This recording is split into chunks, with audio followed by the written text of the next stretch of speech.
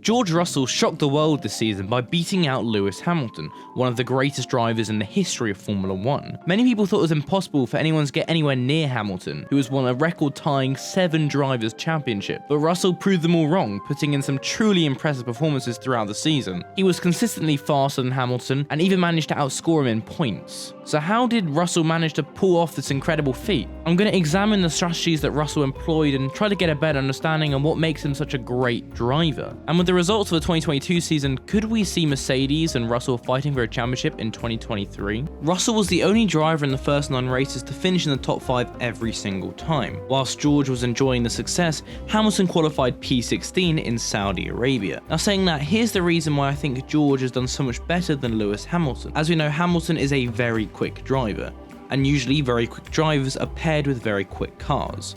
Now George has been a very quick driver, but has been stuck in a very slow car, Williams. But thanks to the W13 performing a lot worse than expected, George has seemed to cope with it a lot better than Hamilton.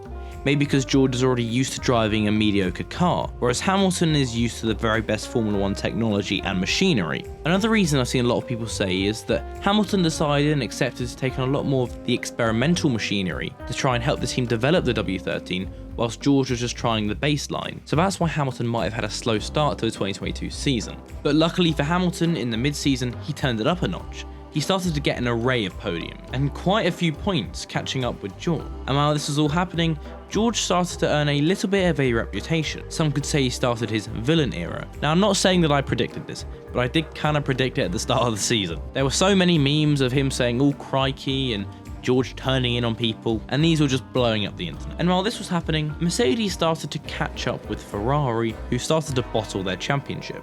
P2 in the standings seemed pretty achievable. Although again, while this was all happening, Mercedes were yet to win a race that season. And if Hamilton didn't win a race, it'd be his first time ever not winning a race in a single season of Formula 1. So everyone started asking questions.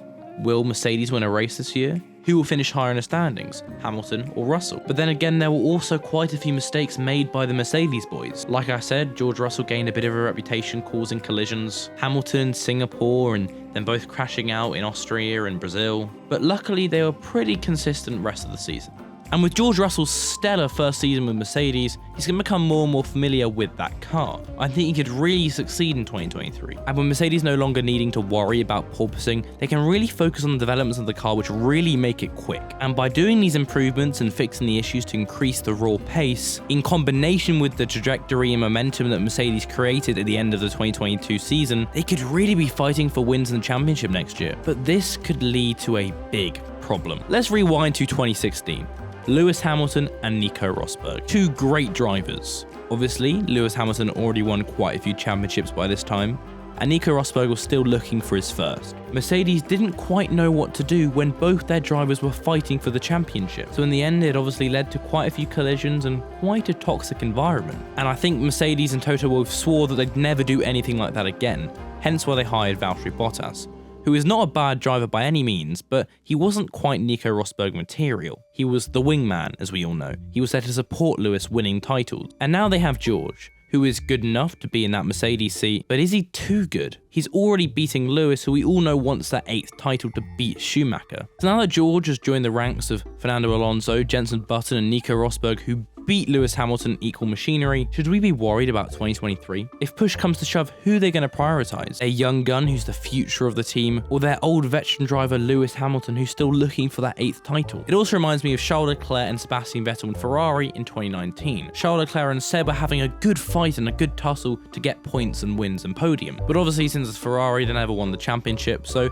when it comes to a team not fighting for the championship, I don't think 1 or 2 drivers really matters. For example, let's say Perez is pushing Verstappen. They're obviously going to choose Verstappen over Perez. But when it comes to Russell and Hamilton, I just don't know. Although contradicting what I just said, I do think Lewis Hamilton was more consistent and quicker throughout the entirety of the season. Now I know a lot of you are saying, oh, but Connor, look at the standings. Russell is ahead of Hamilton, so he's doing better. I mean, look at the spell around Singapore time. George really dipped in performance. It was around USA, Mexico, that sort of time. Hamilton stepped it up. He stayed consistent. Yes, Hamilton also had a few dips in performance, but where it really mattered, he delivered. But that sort of shows the good dynamic they have. When one of them doesn't do well, the other one's always there. But luckily for both of them, they finished the year with a 1-2 in Brazil. A nice, good way to sort of end the year. But how do you think Mercedes will perform next year? Let me know in the comments below.